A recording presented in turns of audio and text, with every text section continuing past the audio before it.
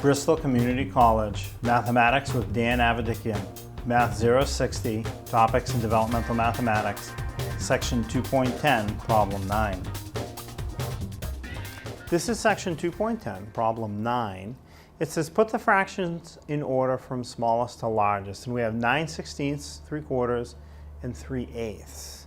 So to put them in order, we really need to put them all over the same denominator to make a common denominator. So I have denominators of 16, 4, and 8. A good common denominator would be 16. 16 divides into 16 evenly, 4 divides into 16 evenly, and 8 also divides into 16 evenly. So let's make them all some numerator over 16.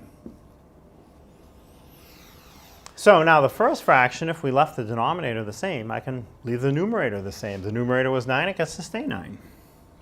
Now the next one, the 3/4. What did I do to the numerator to turn it into a 16? I multiplied times 4. 4 times 4 will make 16.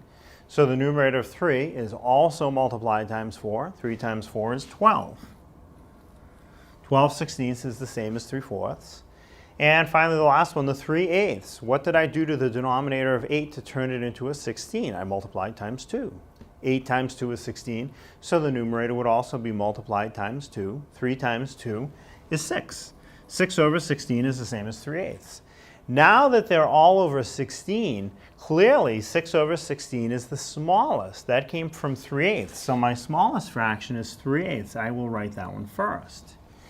Now the middle fraction would be 9/16, which came from, it was originally written as 9/16, so I'll put that one in the middle. 9/16. And then the largest one would be the 12/16, which came from 3/4. So I'll put 3/4 last as the largest fraction. And now they're in order from smallest to biggest. 3/8 would be first, 9/16 in the middle, and 3/4 would be last as the biggest.